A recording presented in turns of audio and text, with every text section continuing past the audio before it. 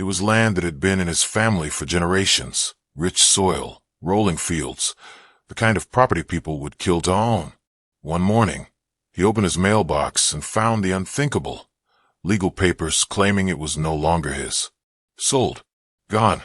Signed away by strangers hiding behind HOA letterheads.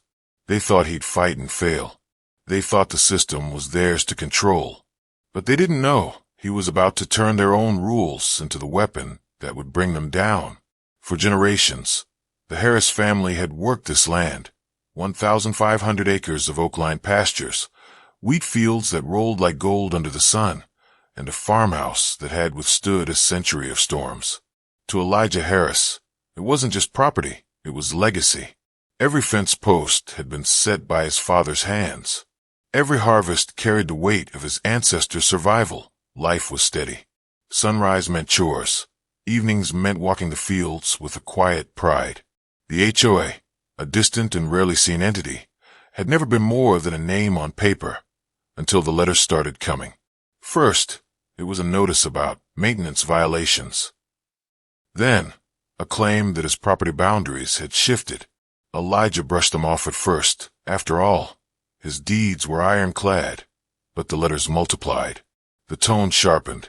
And somewhere in an office miles away, plans were being drawn that would set in motion the theft of everything he'd built. That on the edge of those fields, Elijah paused one evening, watching the sun sink low.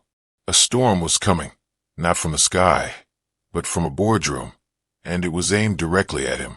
The day the certified letter arrived, Elijah felt the weight before he even tore it open. Thick paper, official seals, a tone colder than steel. The HOA claimed he had violated dozens of community regulations, regulations that had never existed in his deed. Hidden in the fine print was a single deadly clause. The HOA had the right to seize and liquidate property for unpaid assessments. And according to their books, Elijah owed them over $200,000, that he knew it was fabricated. Every cent on his land taxes had been paid, but by the time he called the county office, the paperwork was already filed. The land, his family's lifeblood, was listed for sale. Within weeks, it was purchased by an investment group connected to the very HOA board that issued the violations. Elijah drove to the HOA office, an unimposing brick building that hid the greed festering inside. The receptionist wouldn't meet his eye as she handed him a stack of final notices. The board chair refused to take his calls. His lawyer friends warned him. They've done this before, and they've never lost.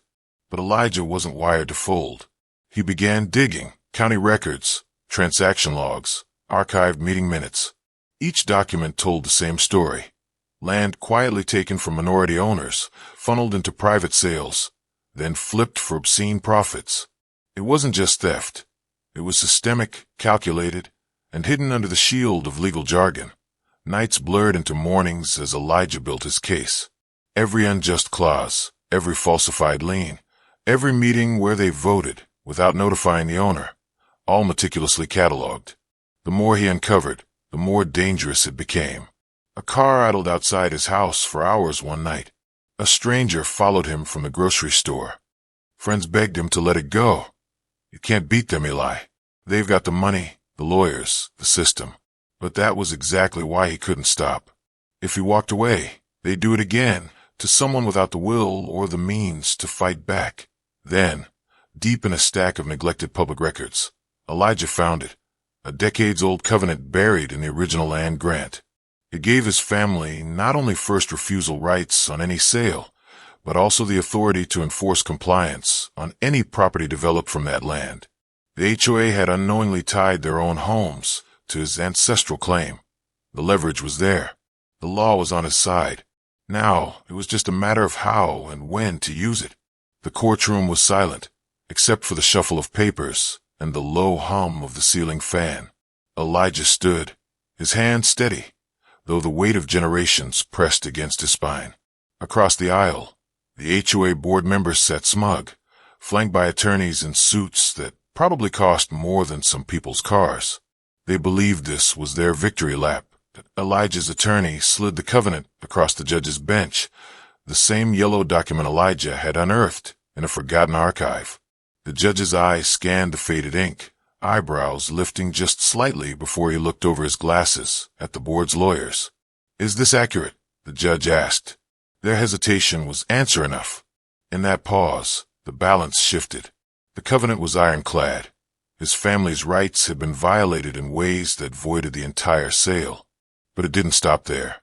Because every house built on subdivided sections of the original 1,500 acres still fell under that covenant's reach, Elijah now had the legal authority to enforce terms on those properties. Murmurs rippled through the room as the reality set in. The board members, who had taken his land thinking he'd roll over, were now staring down the possibility of losing their own homes legally. Elijah didn't gloat. He simply looked each of them in the eye, letting the silence speak. The fight had taken months. The losses, the sleepless nights, the weight of history, all of it hung in that moment. The judge's gavel came down. The theft was undone, and the same laws they had used to strip him of his legacy would now be the very ones that protected and empowered him. In the weeks that followed, word of Elijah's victory spread beyond county lines. Neighbors who once spoke in whispers now stopped him in the street, shaking his hand, thanking him for standing his ground. For some, it was about the land. For others, it was about proving that the system could be bent back toward justice. If someone was willing to fight long enough and hard enough, the investment group dissolved. Properties once controlled by the board were sold under new terms Elijah set, grounded in fairness and transparency. Every sale included a clause redirecting a portion of profits to fund legal aid for families facing similar injustices. Elijah walked his fields again, the same soil under his boots, the same wind through the oaks, but the land felt different now. It carried not just the weight of history, but the proof that history could be defended. Yet, he knew this was bigger than him. His victory was a warning to those who preyed on the vulnerable, and a rallying cry for those who'd been too afraid to push back.